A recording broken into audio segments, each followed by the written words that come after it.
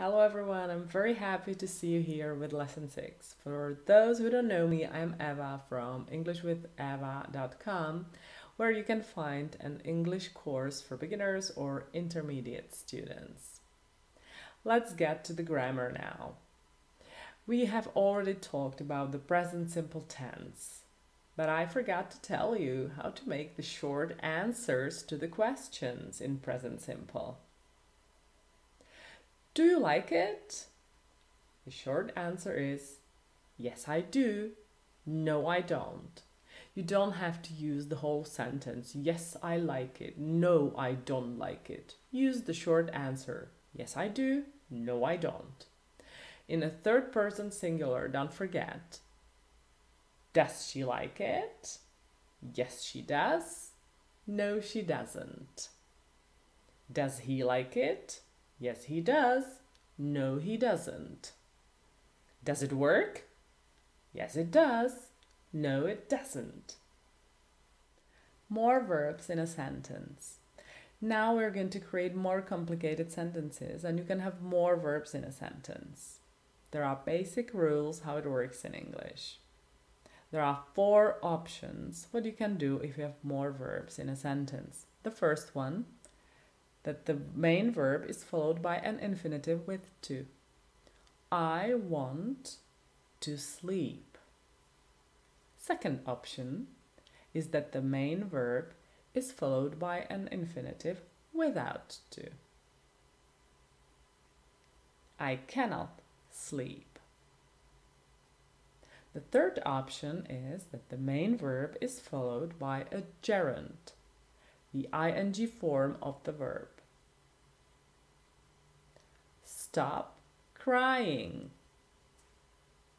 And the fourth option is that you can choose either infinitive with to or the gerund, ing form of the verb. I love to cook.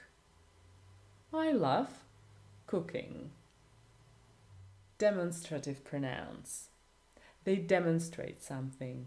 You can point at them.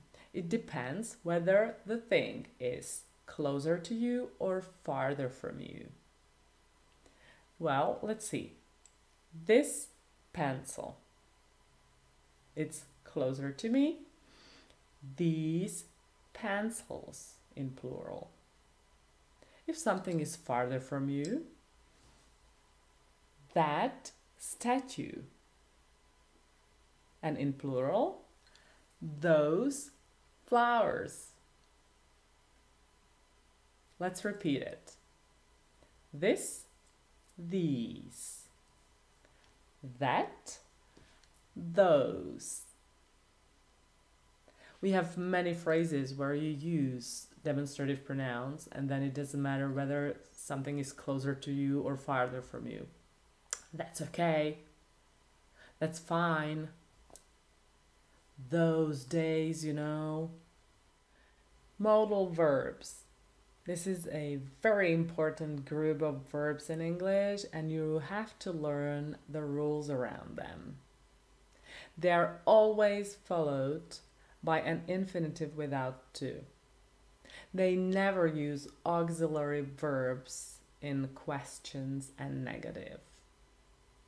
They have their own negative forms and you will have to learn them by heart. The first one, very important one, is can. Question, can I? Negative, I cannot. I can't. In British English, I can't. Another one is must. Question, must I? And the negative is totally different. I needn't. And the third one, may, which is used very often in a question. May I? But the negative again, totally different. I mustn't. Be very careful here because may can also mean probability. And this is very similar to the other modal verb might. It may rain. It might rain. But the negative here is it may not rain. It might not rain. And short answers to the modals are simple. Can I help you? Yes, you can.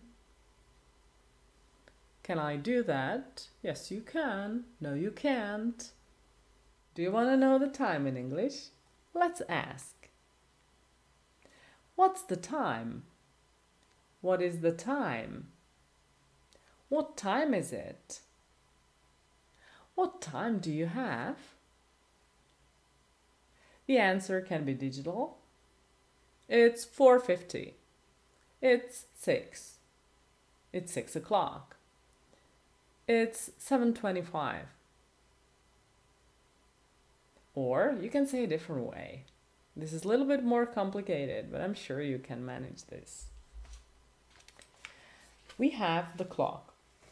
Everything what is here means o'clock, 12 o'clock, 3 o'clock, 5 o'clock.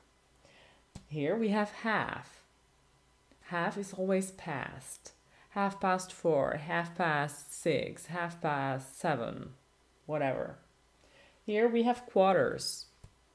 Everything that goes in this first half of the clock, this is past. 6:15, 8:20. Everything that comes in here, this is 2. 7:25, 7:45. If you see this time, so this is past. The small hand points at 12. This means it's 12 o'clock and 25 minutes past or after 12. So you say it's digitally 12:25 or 12:25. And then the second half is 2. Here we have 5 to 6.